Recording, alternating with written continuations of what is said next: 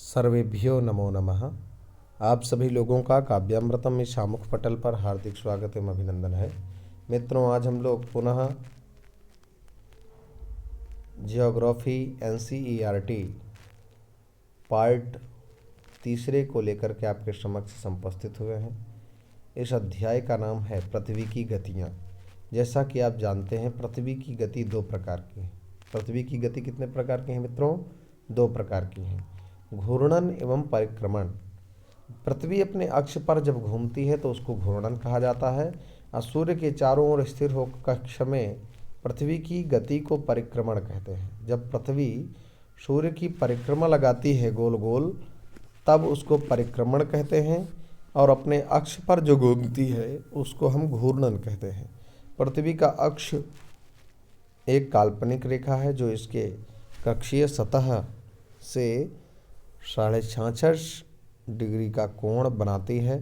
वह समतल जो कक्ष के द्वारा बनाया जाता है उसे कक्षीय समतल कहते हैं।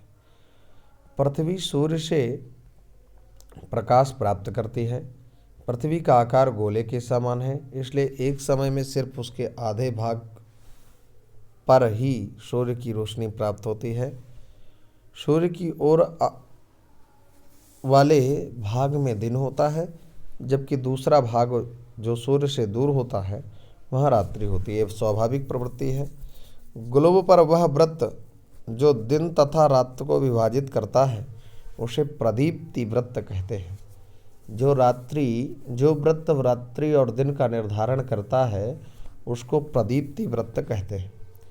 यह वृत्त अक्ष के साथ नहीं मिलता, जैसा कि आप चित्र संख्या देख चुके हैं, तीसरे के दूसरे में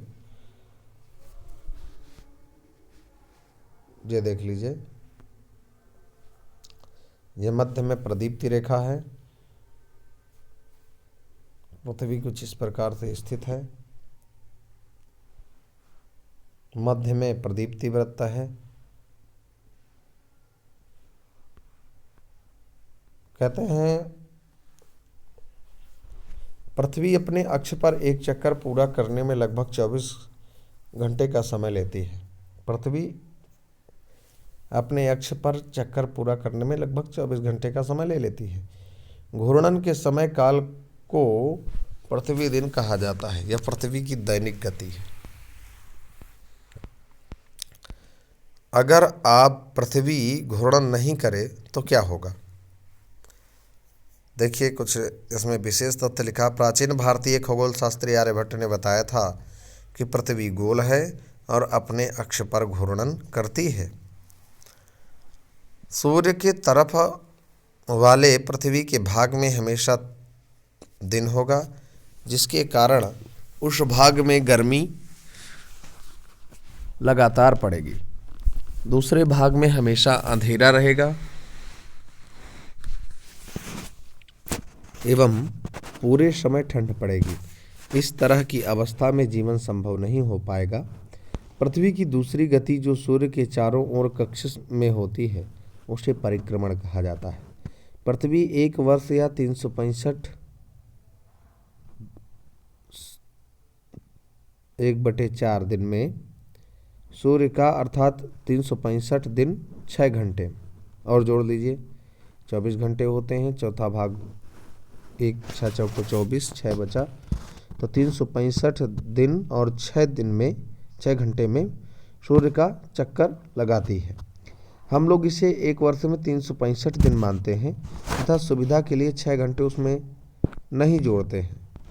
4 वर्षों में प्रत्येक वर्ष के बचे 6 घंटे मिलकर के एक दिन यानी 24 घंटे के बराबर हो जाता है। इसके अतिरिक्त दिन को फरवरी महीने में जोड़ा जाता है। इस प्रकार प्रत्येक चौथे वर्ष फरवरी माह 28 के बदले 29 दिन का होता है। ऐसा वर्ष जिसमें 366 दिन होते हैं उसे लीप वर्ष कहा जाता है। क्या कहा जाता है मित्रों? और यह 4 साल में एक बार आता है। क्यों आता है? क्योंकि पृथ्वी अपना परिक्रमण 365 दिन 6 घंटे में पूर्ण करती है, और इसी प्रकार से निरंतरता पूर्वक चतुर्थ वर्ष में एक लीप वर्ष हुआ करता है। ध्यान दीजिए कि पृथ्वी पूरे कक्ष में एक ही दिशा में झुकी हुई है। सामान्यतः एक वर्ष को गर्मी, सर्दी, वसंत एवं शरद ऋतु में बांटा जाता है। ऋतुओं में परिवर्तन सूर्य के चारों ओर पृथ्वी की स्थिति में परिवर्तन के कारण है। आप देखेंगे कि 21 जून को उत्तरी गोलार्ध सूर्य की तरफ झुका है। सूर्य की किरणें कर्क रेखा पर सीधी पड़ती हैं। इसके परिणाम स्वरूप इन क्षेत्रों में ऊष्मा अधिक प्राप्त होती है। ध्रुवों के पास वाले क्षेत्रों में कम ऊष्मा प्राप्त होती है क्योंकि वहाँ सूर्य की किरणें तिरछी पड़ती हैं। उत्तर ध्रुव सूर्य की तरफ झुका होता है तथा उत्तरी ध्रुव रेखा के बाद वाले भागों पर लगभग 6 महीने तक लगातार दिन रहता है। क्योंकि उत्तरी गोलार्ध के बहुत बड़े भाग में सूर्य की रोशनी प्राप्त होती है, इसलिए विषुवत वृत्त के उत्तरी भाग में गर्मी का मौसम होता है। 21 जून को इन क्षेत्रों में सबसे लंबा दिन तथा सबसे छोटी रात होती है। पृथ्वी की इस अवस्था को उत्तर अयनांत कहते हैं। 22 दिसंबर को दक्षिण ध्रुव के सूर्य की ओर झुके होने के कारण मकर रेखा पर सूर्य की किरणें सीधी पड़ती हैं। चूँकि सूर्य की किरणें मकर रेखा पर लंबवत पड़ती हैं, इसलिए दक्षिणी गोलार्ध के बहुत बड़े भाग में आकाश प्रकाश प्राप्त होता है। इसलिए दक्षिणी गोलार्ध में लंबे दिन तथा छोटी रातों वाले ग्रीष्म ऋतु होती है।